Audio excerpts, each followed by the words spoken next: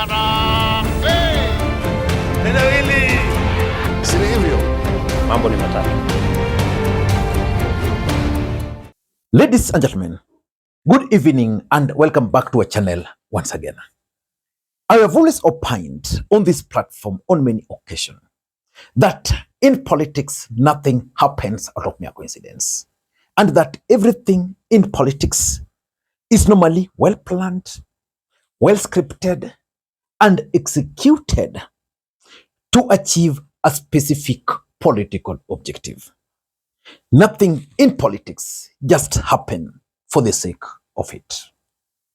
Yesterday, President William Arap Ruto met with Muhoho Kenyatta, the younger brother to the former President Uhuru Kenyatta, at State House during the Presidential Gold Awards. And for me, that meeting was intended, was designed, and was purposed to achieve a specific political objective.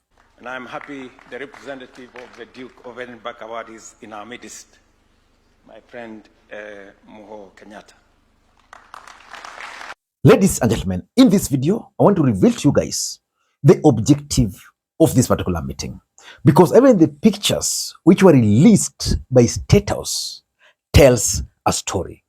And remember, this meeting is also significant because it's coming at a time when Junet Mohammed is actually explaining to the Republic on who misused the funds for Raila Odinga's campaign. Because Uhuru Kenyatta supported Raila Odinga in the last election.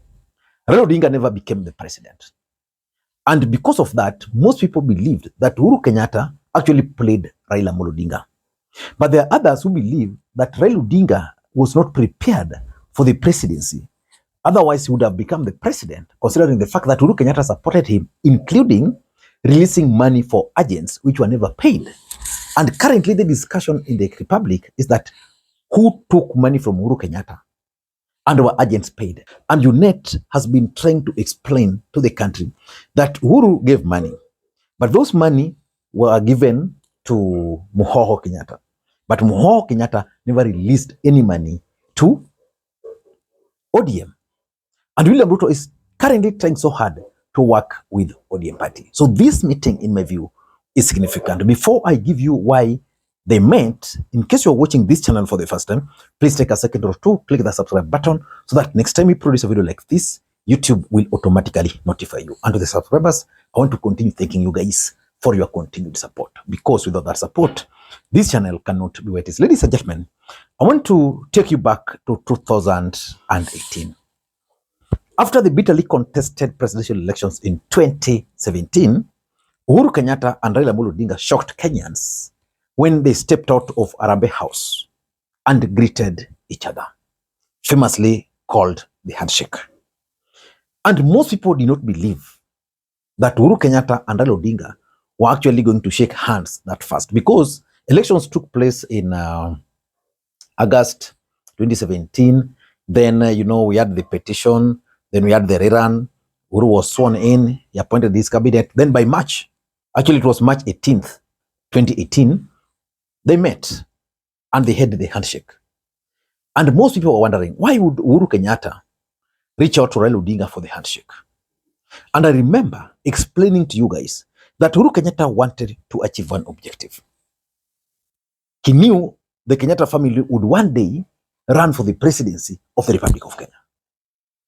And he knew that the fallout between the Luo nation and the Kikuyu nation, if not addressed, was not going to make it possible for another Kenyatta family to become the president of the Republic of Kenya.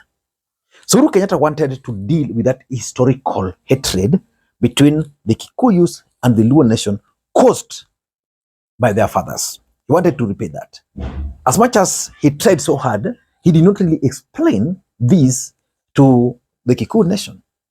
And the person he had in mind at that time, according to the people I spoke to at that time, was none other than Muhoho Kenyatta. Because remember, as much as he was pushing for Muhoho Kenyatta, the brother, William Ruto was at the same time trying to prop up the son.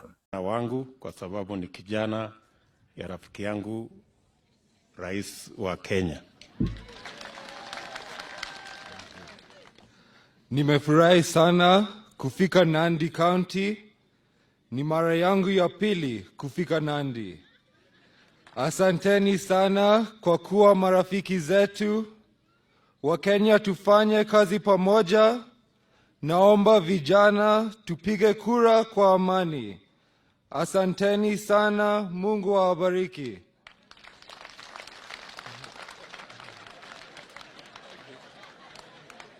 Haya.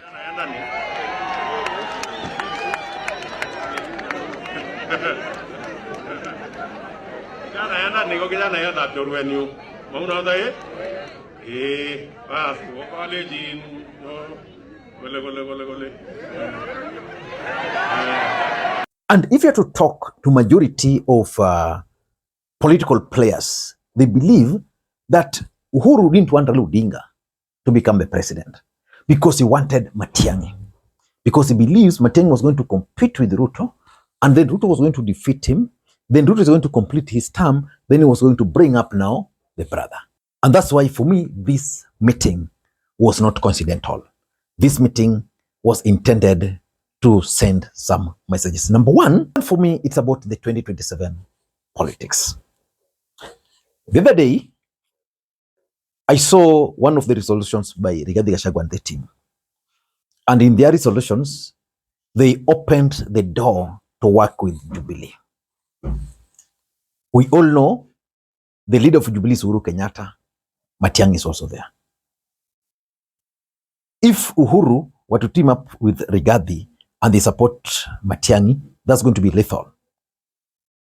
So what Ruto is trying to do is trying to deal with the 2027 politics. He's trying to reach out to Uhuru Kenyatta, and he's also reaching out to Uhuru Kenyatta through the brother. Why? Because Ruto believes that Uhuru Kenyatta is the only person who can support, financially the united opposition. If Uhuru Kenyatta were to support him, then the united opposition might not get enough funding. And remember, politics is about interest. Uhuru Kenyatta and the family also have political interest. And those political interests are beyond 2027, which is mean 2032. So they want to support Ruto. Ruto believes that if they can support him, then ile yako kumi, yangu kumi, then he can also return favor in 2032.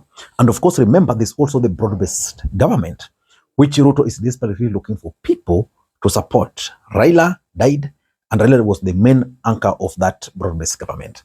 So it's about 2027. Number two, we all know that in the Republic of Kenya, you can't talk of business without the Kenyatta family. That's the fact. So the person who is in charge of the Kenyatta family interest is Muhoho Kenyatta. So this meeting, I'm 100% sure that they discussed their business interest. Someone was telling me that the biggest problem or the biggest worry for the Kenyatta family is their businesses, especially in the energy sector. That is the truth. Today in the energy sector and in the finance, you don't really find the dominance by the Kikuyus. You can talk of the Minister for Energy, Wandai, you go to Kenya Power, you go to Ketractros, all those pipeline, you don't find really Uhuru Kenyatta's footprints there. So probably this is one of the issues they discussed. And number four, which is very important, is that they wanted to send a coded message to Mount Kenya. Before I explain that, allow me to take this opportunity to introduce you guys to one of the best digital debt management softwares in the market in the Republic of Kenya today, Kile Kitabu. Just go to Play Store right now, download Kile's Kitabu, install it on your phone, and then you'll come back with a very positive feedback on how it's going to help you manage your debts. Ladies and gentlemen, they wanted to send a coded message to the mountain. You see, the mountain today hates William Ruto. In fact, according to the mountain, William Ruto is the biggest enemy as we speak. But Uhuru is not running, Rigathi is not running, they don't have a presidential candidate. Rigathi is pushing for Kalonzo. Uhuru pushing for Matiang'i. So this meeting here is intended to tell the mountain that as much as you are pushing for Matiang'i, then guys, you need to soften your stand towards William Ruto. Or it's a signal that, you know, Uhuru might actually support William Samoei Arap Ruto. And lastly, this is about post-William Ruto's politics. Muhoho Kenyatta is going to run for the presidency of the Republic of Kenya. Not today, not tomorrow, but after 2027 elections, we are going to see him launching his bid. As a matter of fact, moving forward, we are going to see his face more than we are going to see the face of Uhuru Kenyatta. I don't know what you think. That's my take. Until next time, this is Lee Makwiny. Bye-bye.